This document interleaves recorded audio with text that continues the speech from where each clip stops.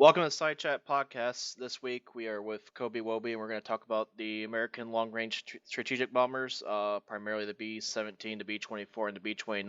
A little bit about history, a little bit about their performance and design, and then a little bit about how they're being implemented and used in the game. I know right now it's kind of a hot topic in the game because they've kind of ran amok as of late for the last patches.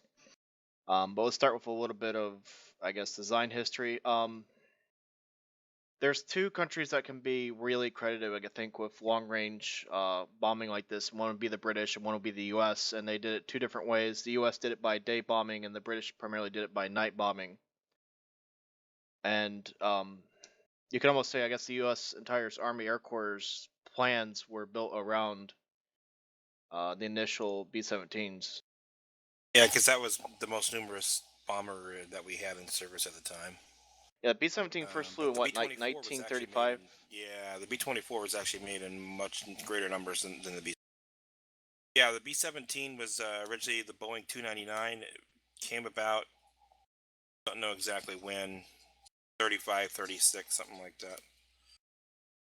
So, reason why long-range bombing wasn't so important, and the way this is not from War Thunder terms, this is just about actual war and tactics. Before that point in history, if you wanted to attack a country's economics and manufacturing capabilities, you had to do it with ships, and you had to, basically blockade their ports. Battleships is what one was. Yeah, Yep. yeah, and so the first time in history we had something that could actually fly across a country's borders and reach deep into their heartland and attack um, their industry, and it also brought down their economics and their morale, and there's a lot of civilian terror.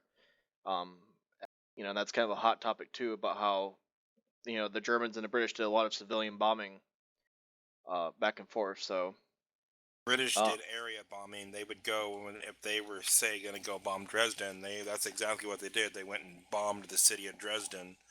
We, on the other hand, went to Dresden and bombed an airplane factory in Dresden instead of the city. They would just start dropping bombs on the city because that's exactly what the Germans did.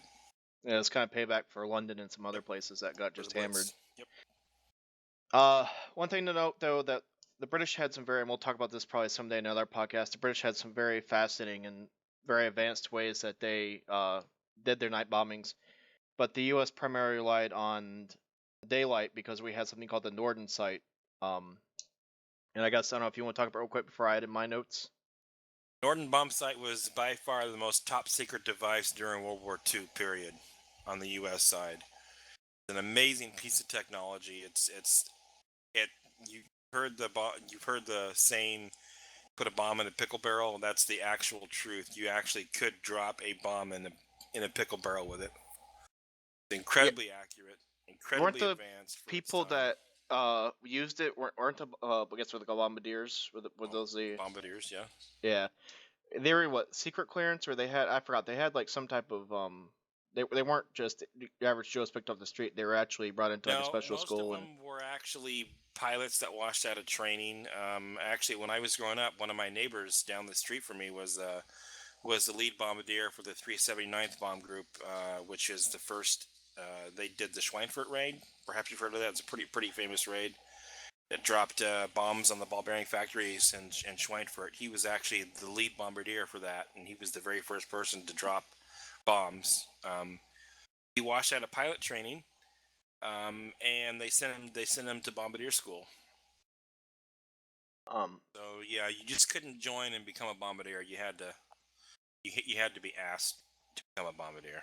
And the other thing I've seen, I might be wrong, but those sites weren't typically, were they kept in the planes all the time? Like the stuff I've seen, or at least today, they move them in and out from what I've seen. But it's two pieces. There's the aiming site, the aiming piece, which is taken out of the airplane, and the reason why it was the bomb site was so revolutionary was because it was attached to the airplane's autopilot, and the portion of the bomb site that was attached to the autopilot stayed in the airplane.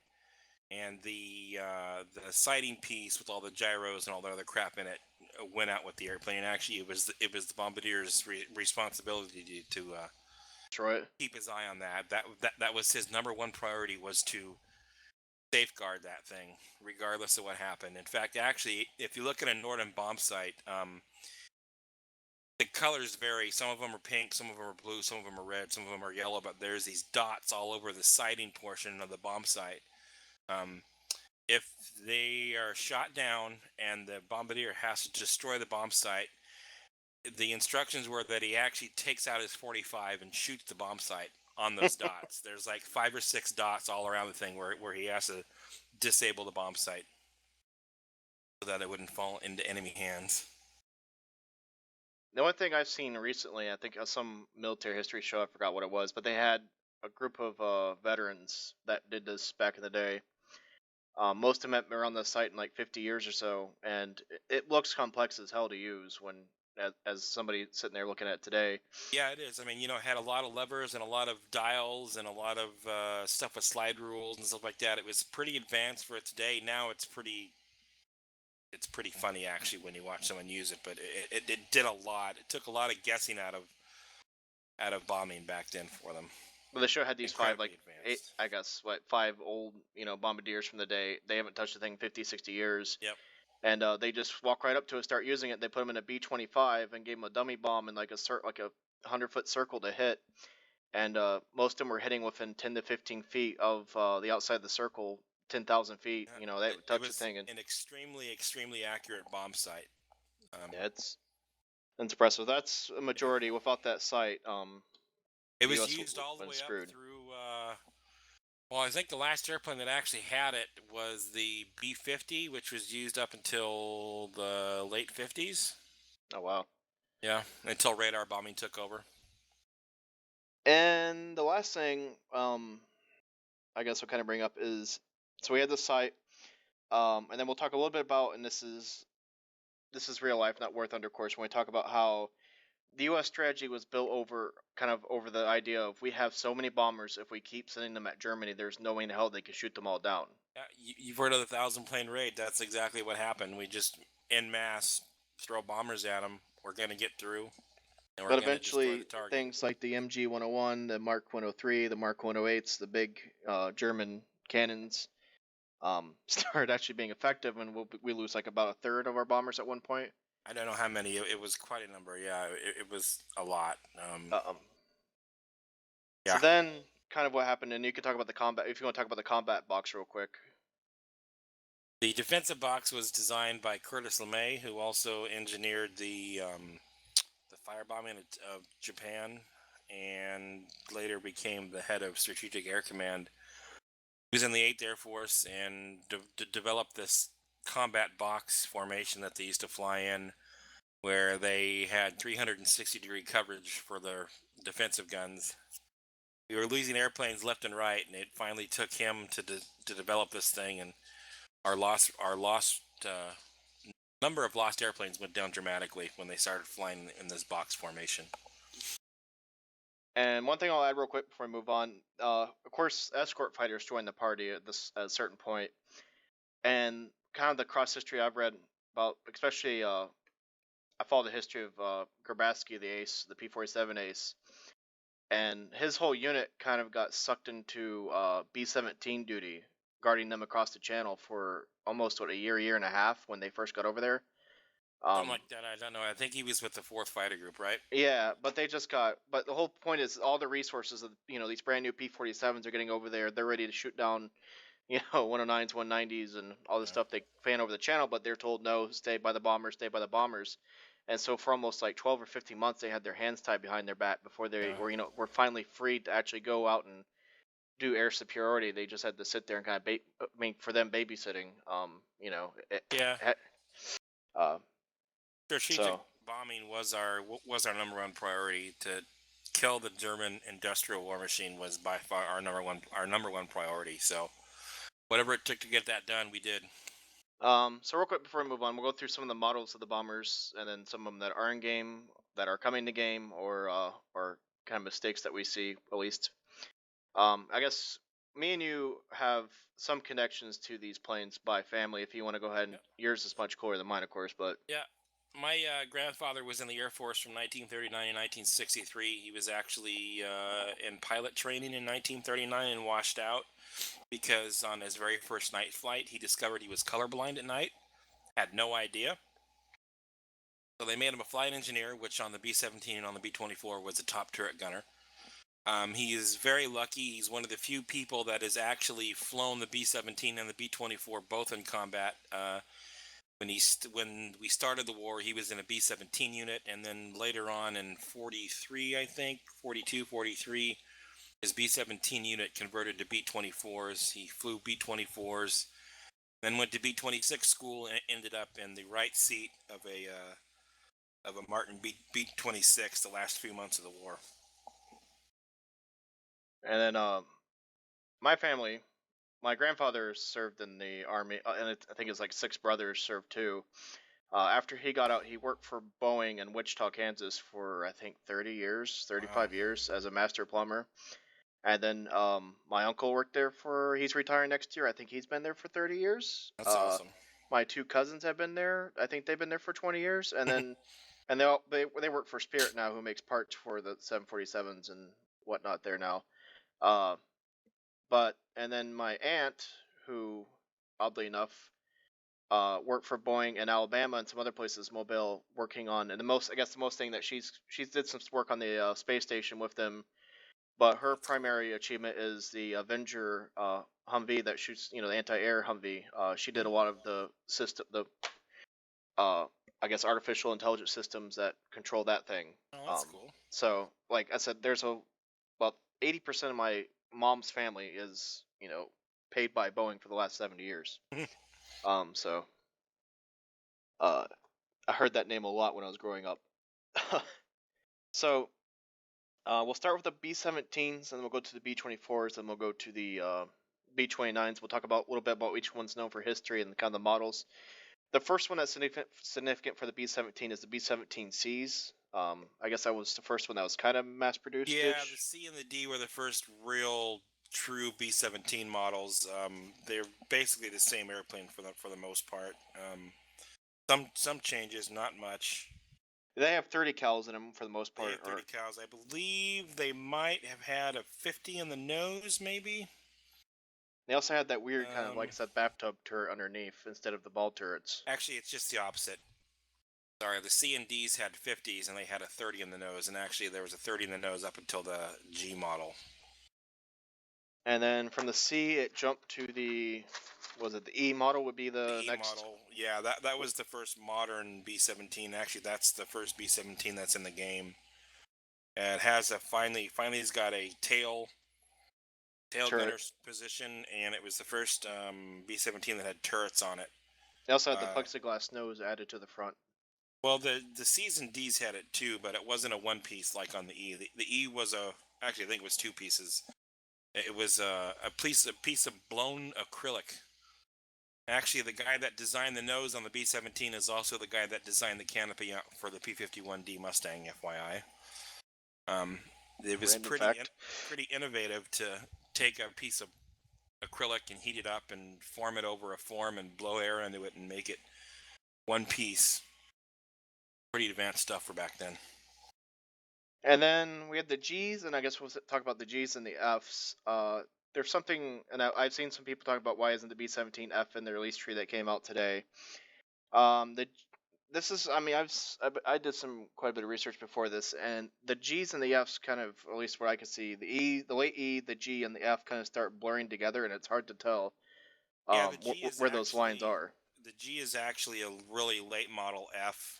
In fact, the first G model B-17s were actually completed as F model B-17s, and then they were changed over to G models designation wise.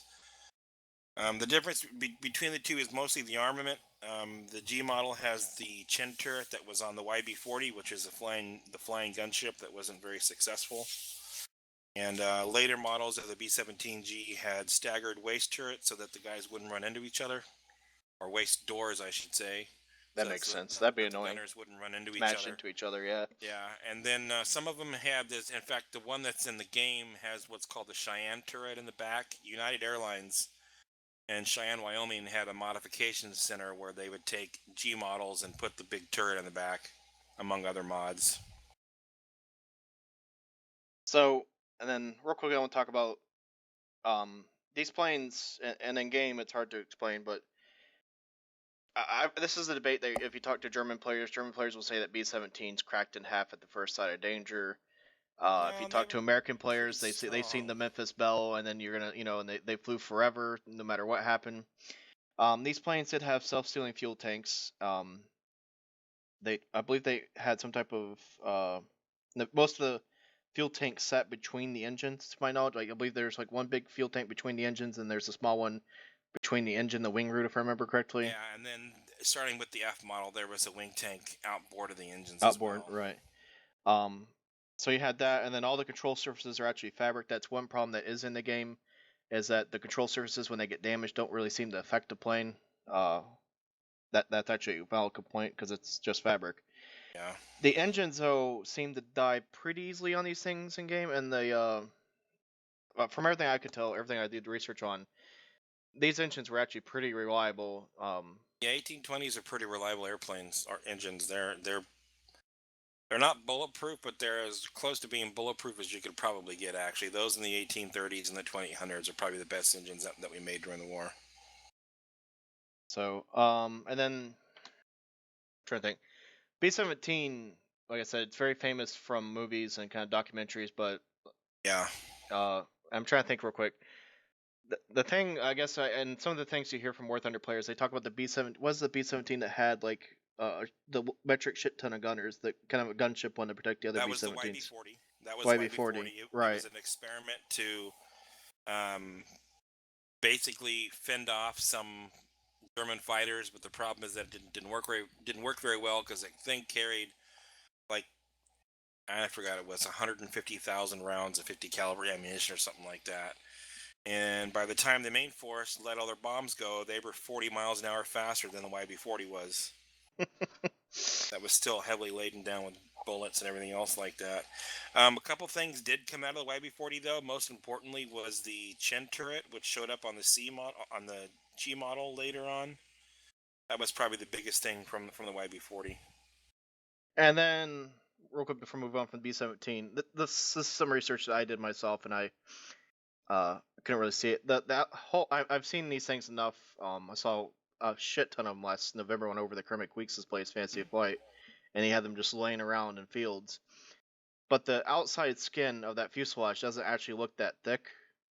No, it's Uh, not. It's real thin aluminum. I don't know how thick it is, but right. it's pretty thin. I mean, you could take a can opener and open up the airplane. But to my knowledge, I guess we put the interior walls between the sections were actually some type of armored steel or aluminum. Like Oh, they actually, they had bulkheads, yeah, which is built up metal. right. And those were actually, I guess they say that was the only armored place to hide in those things was on those bulkheads. Kinda, yeah. There was some armor around the cockpit and stuff Well, the like that, but cockpit, there I guess wasn't really the bulkhead between armor. the cockpit, I think is supposed to take. This is from what I was reading for the G. It was supposed to take a 30 millimeter at a certain range. Like it was actually a pretty heavy piece of steel there, or something Yeah, to protect the pilots from a rear yeah, entry. But yeah. for the most part, like I said, the problem in the game is that if a plane, especially the War Thunder, how you have mouse aiming, if a plane empties 60 rounds of 20 millimeter, everybody inside should be mutilated. There's nowhere to hide in that thing. It's No, not there's like, not.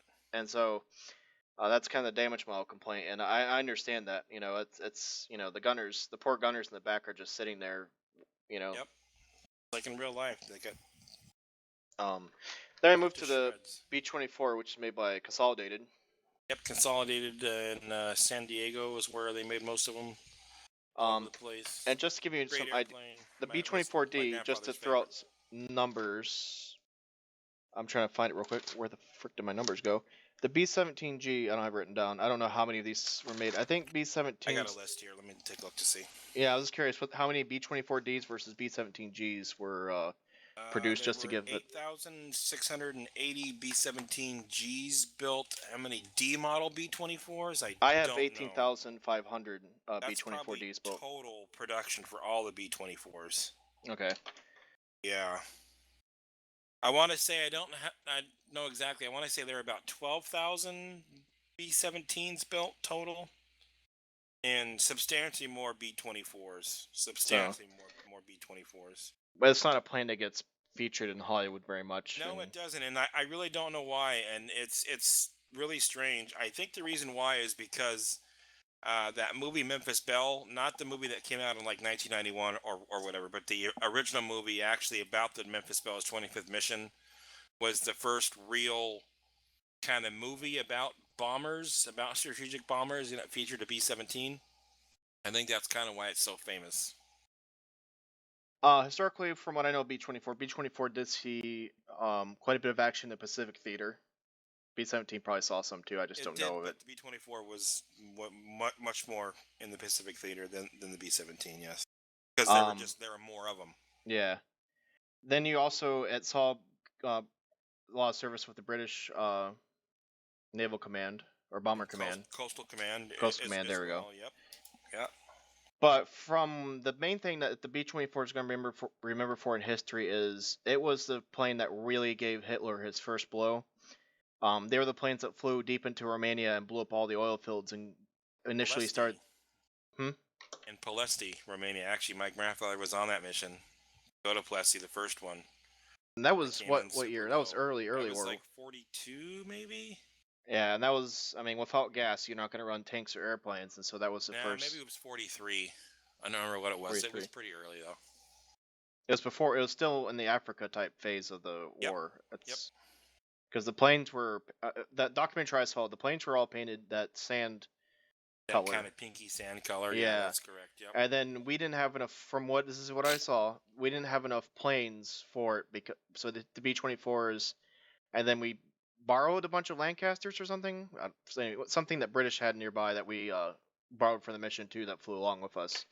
But the B-24 really put a hurting on the strategic part of that. And then, of course, I want to say we lost about a third of the bombers that went to Palesti. But that was I have it right here, August 1st, 1943. Turned into a disaster because the defenses were underestimated and the Germans were fully alerted when the attackers. We got disorganized. Yeah, anyway. It was a cluster. I remember my grandfather saying that. I think there were 3 or 4 bomb groups involved in it from the U.S. and like 2 of the bomb groups came in one direction, another one came in another direction because they got lost along the way, and it was just a cluster, an absolute cluster. But they got the mission finished somehow, so. Yeah, well, I don't think it was really that successful, but it certainly. You hit oil fields with 1,000-pound bombs, they're gonna go. Yeah. It was a low-level strike too, from what I'm reading, so that was also adding in more problems. These planes like high altitude. And then, real quickly, I guess if you want to go through, we have the B-24D, and then there's where's the freaking release tree I had earlier? D is the only one that's in the game now. I think the J is coming. The J is the late model one. I think there's actually more J's built than any other B-24. If you want to run through real quickly what the difference is between D and J. Like that. The D is the one with the solid nose on it with just one machine gun on it. The J model had turrets all the way around.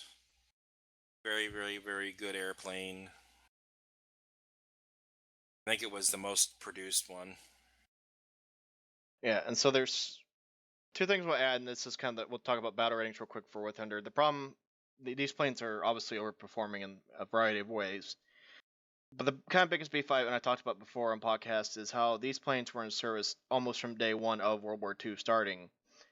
But yet they have almost post-war or, jet age battle ratings assigned to them, the B-17G, the B-24, and the Lancasters and whatnot. But the way they're killing things, they have to.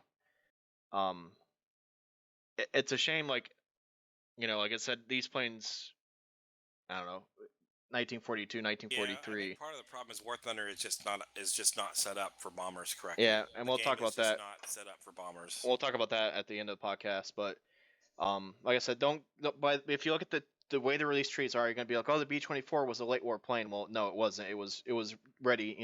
When Roosevelt declared war. Um, so B-29 we'll talk about, and then we'll talk about the game. Right. B-29 has substantially bigger engines. That was one thing that was different about it. Yep, it's pressurized. Yeah, Super the long pressurized. range. We'll talk about the pressurized. The B-29, I guess it was originally meant for Europe. Was his idea? Well, it was to replace the B-17 and the B-24, and I don't know why they really used them why they didn't use them in Europe. I don't think they made it in time. Well, they kind of did. I mean, they were in there in like 42 and 43, but the problem is that the Introduction May 8th, 1944. we needed fuel and supplies in China, India, Burma faster than we needed bombs dropped on targets. So the first several B-29s were actually converted into fuel tankers, and they hauled fuel into India, and they just kind of stayed around that, and then ended up fighting in the Pacific. They I don't know why we didn't use them in Europe. That's actually a really good question. Yeah, nothing would have fucking caught them except maybe a 2.62. Probably, yeah. I mean, these things. From everything I saw from different documentaries, and I'm not gonna say I'm a B-29 expert by any means. It's probably the U.S. bomber I know the least amount.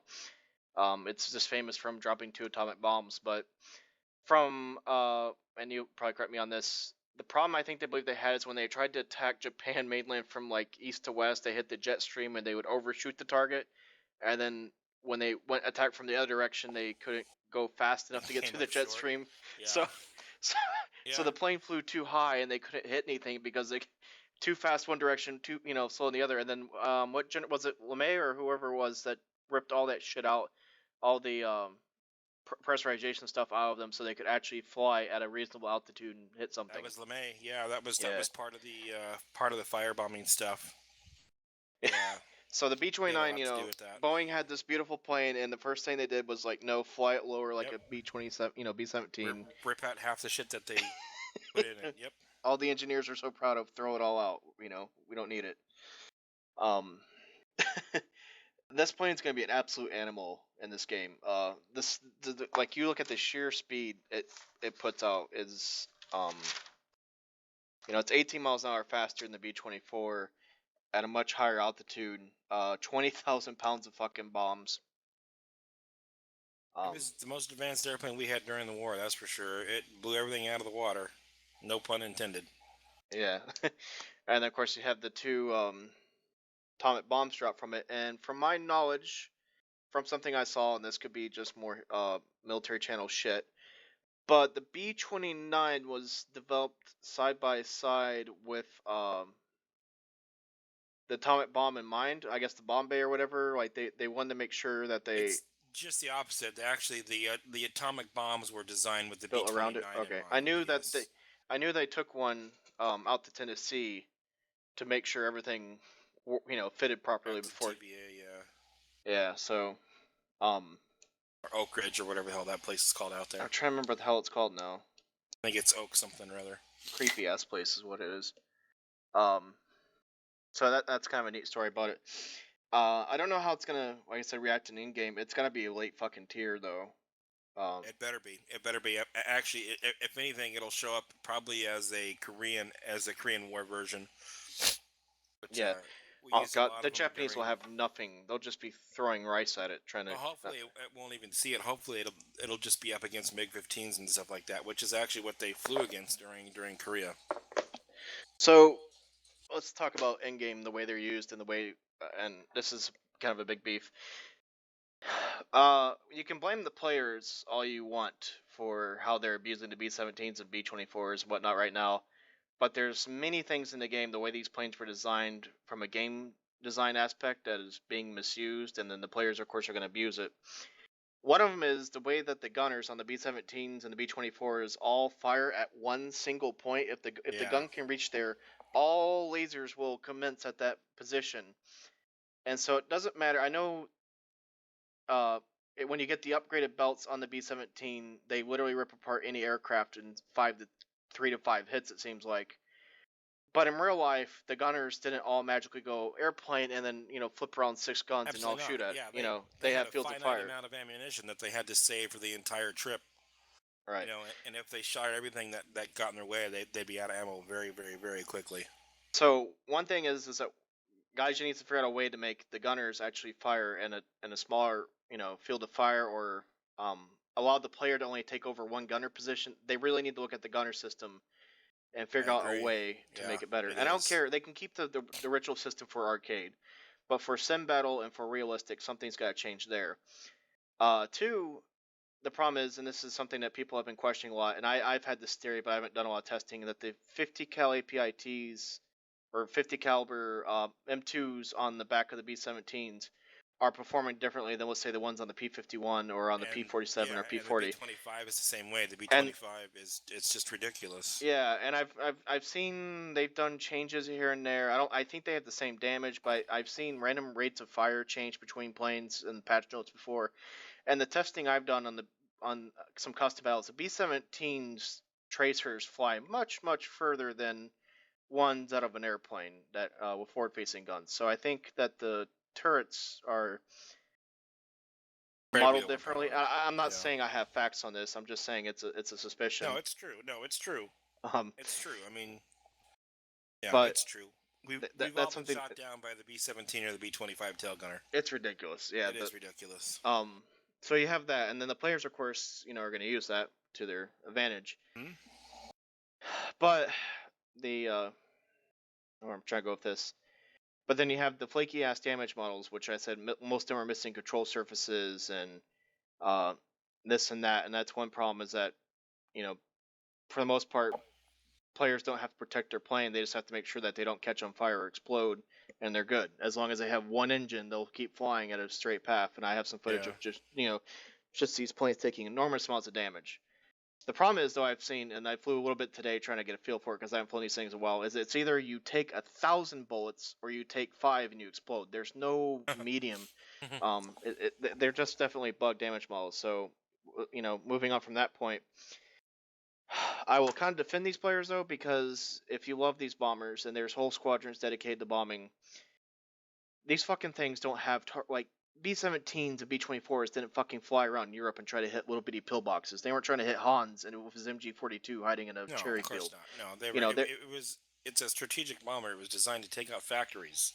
so War Strategic Thunder targets. really needs to think about putting in, like, and I know they're putting the bases and that's what they should be bombing, but get more XP if you go for a bunch of pillboxes, and so that's why bombers dive low. But it's like, I don't know. This is something they need to visit. It's that these planes were meant to take out, almost whole city blocks when they came by. Um, so there's that kind of aspect, and then also you have the whole problem with these things of you're not going to get escort fighters to go with them, because who's going to fly? Who's going to be? War Thunder is a game that punishes good teammates, and what I Yep. mean by that is if you go fly your P-51 next to a B-24 for 30 minutes and protect them, you're probably either going to A, get killed, or B, not get credit for a kill, or C, nothing's going to happen. So there's no real instinctive for that player to protect a bomber. Yep. And I almost think there should be, and this is just me rattling off ideas. They could just do something like, if you're 100 meters from a American bomber, you get a 30% RP gain for that kill. Or I'm not something like that. I'm not saying I that's a great agree. idea, but There just should just be something to some reward the kind of players bonus who, for it. I agree. yeah. And I don't know how that would be judged, um, but the last problem is, and this is just from a strictly game point view, is that you have they spawn like I think 10, 12,000 feet, and then these planes don't really have the power to. I mean, in real life, they had hours to climb to the altitude they wanted to be. Well, they needed hours to climb. Yeah, and in a 30 to 45 minute match, you're not going to get the proper altitude. Yep. If you do get to that proper altitude, you're a fucking dickhead, because, and especially against Japan, the poor A6 and 5 is trying to climb up to 40,000 fucking feet, and it's never going to happen. And you're going to shoot him at half, 3/4 of a mile out before he can ever get near you, and he's going to explode, catch on fire. So you're a douchebag if you try to use the plane properly. But then the other action is you'll see a lot of people who will just dive straight in, try to get as much points as they can, kill 2 or 3 fighters, and be happy with it. So then you have low bombing altitude. There needs to be some way to get these planes to spawn in at a proper altitude where the players can at least have some type of realistic immersion that is fair for the other team. And I don't know how that's a challenge, and that's probably why this is a problem in the game. But there's some big gameplay mechanics that need to be looked at, and it's not just for U.S. The British have these bombers as well. The Russians used heavy bombers. All these planes have no place in this game until they figure out a way to implement them properly and make it rewarding for the players who attack them and the players who fly them. And right now there isn't. And so this problem will continue. It's not about damage models. It's not about gunner models in my eyes. It's a whole gameplay design issue that needs to be visited. So I guess I'll end my little rant on that. Agree.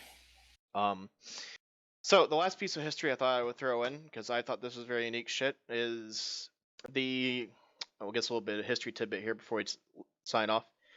B-17s and B-24s were kind of the original Tomahawk cruise missiles. There's a program that we did out of England where we tried to hook the B-17s and B-24s into drones that would be controlled by remote control, and then fly them into German targets that were deep into the fatherland. Fatherland, yeah. And we were horribly successful. There was no success with it. I killed JFK's older brother. Yeah, I was gonna say that in a minute. The part of the problem is that if these things actually did hit their target, they were big, they were slow, and they usually got shot down by flak or intercepted by enemy fighters on the way there. But JFK's brother, who I believe was the family favorite to actually become a politician. Was it Joseph? I think his name was Joseph. Yeah, he was the older brother. He was kind of the guy that was good, that was going places. He volunteered. I believe he volunteered for that mission. Yep, he was on a B-24 that before they could parachute, they fly these things up and then they set them up in the air and then they would parachute out. Before they could parachute out, they had a premature detonation and the plane exploded. I believe it killed him and a few others on board. And then the fucking thing, I believe, rolled over or something and hit a fucking mosquito that was being an observer next to it and took it out, and its crew out next to it. So it's kind of a horrible footnote in history of Kennedy being killed out. Kennedy's die almost every way it seems, but Kennedy was lost that way. So yeah, I don't think any Kennedy has ever really died of normal causes. It's always been some tragic whatever. Yeah, so like I said, if you guys have any questions, like I said, we'll be monitoring this for a while. I think these planes are fascinating. It's a shame in the game that they're kind of being disgraced one way or another. I don't think War Thunder is just not set up for bombers. It's just not set up for it. I think it's hard to do this game proper in any. I think it's a hard plane to put in any video game. I'm not going to bash Gaijin too hard. It's just something that they, without having a team sit there and get creative. And that's the thing. You either need to create a game that is a bomber-centric game or a fighter-centric game. There really is no in-between there. There really isn't any kind of happy median. Yep. So anyway, until next time, thanks for listening. Bye.